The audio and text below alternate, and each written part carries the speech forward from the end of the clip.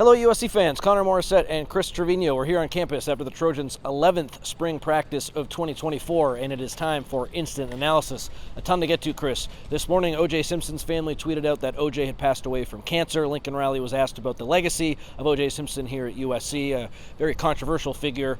What were your thoughts on Riley's response? Obviously a very polarizing figure when you look at sports, celebrity, pop culture, what have you. You know, you ask 100 people about O.J. Simpson, you get 100 different answers. But O.J. Simpson was a USC legend, won a Heisman here, won a national title, is considered one of the greatest running backs of all time in the NFL and at USC. So he does have a strong legacy with the football program and this university. So, Lincoln Riley mentioned that. It was a brief statement, but he said, he meant a lot to USC and, what this program has built in terms of the players that they put on the field and the legacy of great Trojans coming through here in terms of football players. And obviously he comes with that baggage off the field, but he did offer his condolences to the Simpson family and all those that knew him and considered him a friend. So yeah, just a brief statement, and there was multiple camera crews here, and I suspect they were here for that soundbite doing packages about Simpson and his legacy at USC and the Los Angeles area. So yeah, just a brief statement from Lincoln Riley, as we expected. Two transfer portal related stories to get to here, Chris. Jason Zandamela, USC's top-rated 2024 high school signee from Florida. He came out today and said he was going to enter the transfer portal when it opens on Monday. A lot of people viewed him as the center of the future. I think even when he signed and initially committed back in June, some maybe thought if Jonah Monheim doesn't move to center, he could potentially play center this year. But he's homesick and he wants to move back to Florida. Zandamela has a very unique story. He was born in Mozambique in Africa and played high school football in Florida. His mother also passed away. Very unique circumstances that have led to him entering the portal, but a big blow for USC as the top signee in that class. That's how Lincoln Riley described it. A unique background with Zandamela. I know was posed to him as a question about NIL, also in the same breath as Bear Alexander, who we'll talk about in a minute, but Lincoln Riley pushed back on that, and that, this was a unique situation. He is an international prospect. He doesn't have family strictly here in the States, so the homesickness is a thing that a very real case with him, but it's a big blow. He was the highest rated signee in the 2024 class, the number one rated interior offensive line prospect in the entire nation for 2024, a big recruiting win for Josh Henson, getting him out of the SEC territory in Florida. I know he's an international prospect, but he's coming out of Florida, so it was a big win. And, Lincoln Riley did mention that they are good with Jonah Monheim and Killian O'Connor at the top two spots for center, and that Zandamela wasn't really in line to play this season. He is raw still. He is a fantastic prospect, has like a 6'11" wingspan. You love that as a center, but he's going to move on and potentially go back home to closer to Florida or in Florida. And so Lincoln Riley, he said he's a great prospect, but things happen, things change. So yeah, I think they're still okay in that spot, but it is a big blow for the future of that position because he was being tabbed as that anchor in the middle for USC for years to come. USC's already pretty light on the offensive line, just numbers-wise. So Lincoln Riley talked about how in the portal they're definitely going to look at bringing in offensive linemen. He also said wide receiver they'll probably look at because they only have the 7 right now. And then he was also asked about the interior of the defensive line, and he said we'll take a look there as well. So expect some moving and shaking coming up here on Monday when that all gets started. As for Bear Alexander, I knew I was missing one big story. We have to talk about him.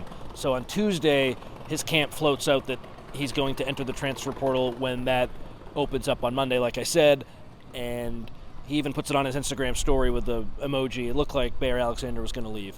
And then he ends up meeting with Lincoln Riley, or there's a phone call with Lincoln Riley, meets with Eric Henderson, and he is now staying. Wednesday he tweeted, "I'm here."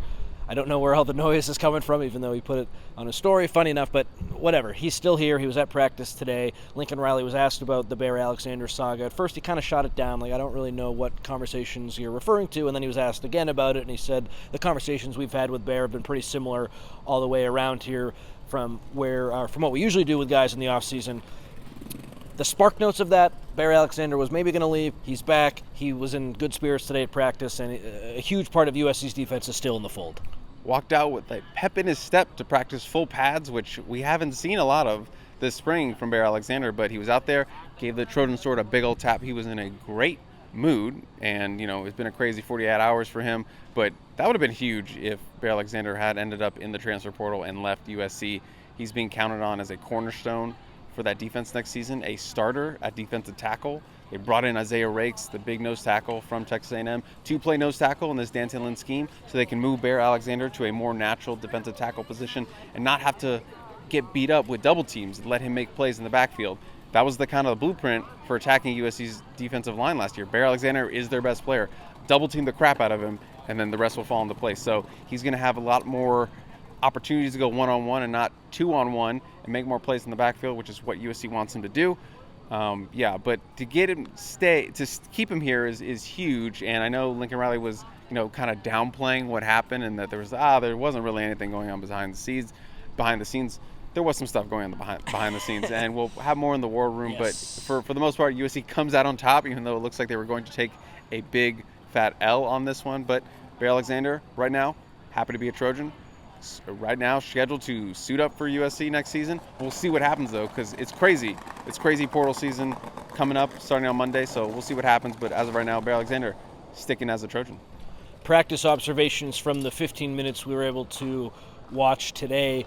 DJ Jordan, the true freshman early enrollee from Sierra Canyon, was fielding kicks and punts before practice really got going. That was the first time he'd been a part of that group, so I thought that was interesting. And Chris, there were some recruits on campus today, not as many as last week when the practice field was as full as I'd ever seen it, but still some marquee guys here today. Yeah, very underwhelming when we consider last week was like 30-plus recruits on campus and Travis Scott. Kind of underwhelming Thursday practice compared to that. But John Mills, a big-time offensive tackle that USC is recruiting in 2025. Only a 3-star prospect, but 6'6", 330 pounds. You take that every day of the week. You take that every day of the week as your offensive line coach. He looked the part. He looked like he could suit up right now for USC. That's how big he looks. But he was kind of the marquee guy on campus, a guy that is coming up from NorCal, San Francisco. His brother goes to USC, so they have a little bit of a built-in advantage in that regard. But he was the biggest guy on campus for them recruit-wise, from a literal standpoint and a ranking standpoint. But yeah, again, just getting guys on campus is the thing.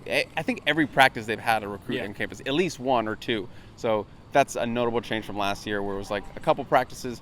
Every year they're trying to get kids on campus in front of these coaches, getting to watch practice. So again, USC is still keeping that momentum on the recruiting trail, getting guys on campus.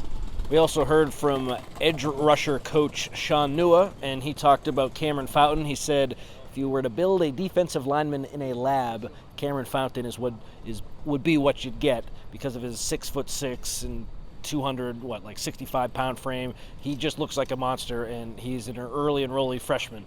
Good things are going to come from him. He's really raw, Coach Nua talked about, and I do think he could potentially push for playing time because he has that ability, but right now they're sort of trying to just get the technique down with him and make sure everything is good to go for the fall. He also talked about how Anthony Lucas is the most versatile defensive lineman in the room, and how last season him not really playing as much at the end of the year really motivated him. He wants to make a big contribution this season, and because he's so versatile, it sounds like he's well on his way, but we'll see what happens in the fall. Hey, Cameron Fountain, Anthony Lucas, two guys who are very similar, two athletic guys, 6'6", 260 pounds, probably going to get up to 270 for Cameron Fountain, but athletic ability off the charts, both, raw, obviously Cameron Fountain more raw than Anthony Lucas, but Anthony Lucas, it would be so huge to get him to a point where he is, tapping into that 5-star potential that he had coming out of high school. Was very inconsistent playing time last season, didn't have the season that he wanted to, and a lot of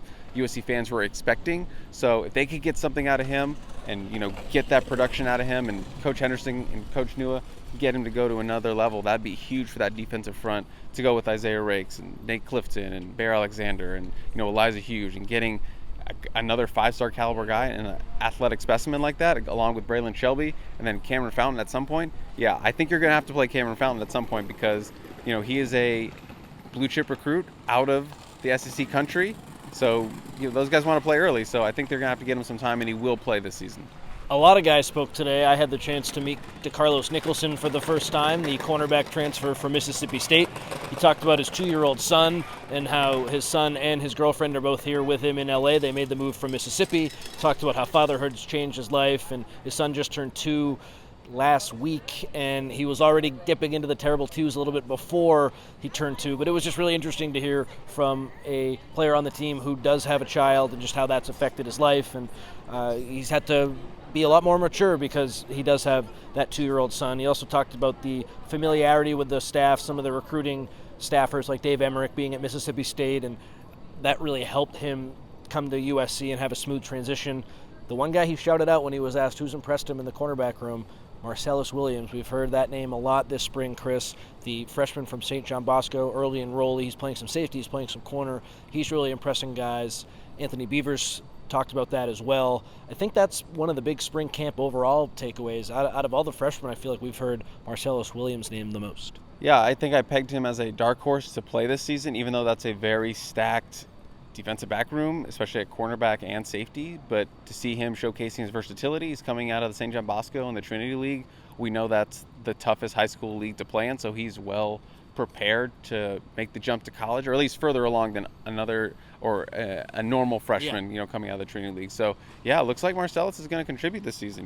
Probably going to start out on special teams, but I would not be shocked if we saw him get into the cornerback rotation at some point this season, and maybe a little nickel safety. So yeah, I'm not surprised at all that Marcellus is standing out in spring. Great bloodline with his dad playing at Nevada, and of course his 2 brothers, Max being at USC, Mason was at Arizona State. Makes a lot of sense that he's clicking so soon. You heard from Mason Murphy, who, if the season started today, would be your starting right tackle. Thoughts on what he had to say? Yeah, just a mature guy, growing into a leader. He says he feels like the seasoned guy in the room now. As guys, he's jumped around, left tackle, right tackle, offensive guard, really trying to lock up that tackle position. Obviously, we don't know what it's going to look like in the fall who they bring in that spring camp, or spring transfer window, not spring camp. But Mason Murphy, a guy people are hoping can take another jump, take another step in the development. He is talented. You've seen him, play early because he has a great body type and great potential, but just a little bit inconsistent. Has a really good stretch of plays and some bad plays. So trying to get that consistency, trying to be a leader more this season, and working on that chemistry with the group. It helps that there's not a ton of transfers in the spring because most of those guys know each other already. Those were the freshman class from last year. Really been impressed with Tobias Raymond, Elijah Page, other tackles playing or making an impact in camp. But Mason Murphy, if he can take it up a notch to another level of play at right tackle, then USC's offensive line will be in a much better position this season. He certainly looks like an X factor right now, but to your point, we'll see what they do in the portal. Anthony Beavers also spoke, Sam Green, Jacoby Lane, with Deuce Robinson and Miller Moss sort of egging him on in the back. Final observations on other conversations you had today? Yeah, I just talked a little bit of Sam Green. He said he's putting on about 10 pounds of muscle. He's really excited about this defense, and he was already a built guy coming in. So, but he wanted to make sure we knew that this was his first media interview, and how did he do? And he did pretty good as a guy making his media scrum debut in college. So yeah, Sam Green, good personality. Maybe he's gonna have another big spring game. He was a big playmaker in the last spring game coming up. He's really excited about this defense and just getting after the ball. That's Sam Green's best trait, is his get-off. He's got an explosive get-off, super quick. Obviously not the biggest guy, but maybe he can carve out a role as one of these defensive ends, kind of edge rusher roles in Danton Lynn. Danton Lynn's going to find a place for him because that's what he does. Identifies the talent, sees what he has, and puts him in the best position to succeed. He's Chris Trevino. I'm Connor Morrissette. This has been Instant Analysis. We are out of here. Stick with USCFootball.com for full coverage of the rest of spring camp. And don't forget, 2 Saturdays from now, the spring game inside the Coliseum on April 20th. Hopefully we'll see you there.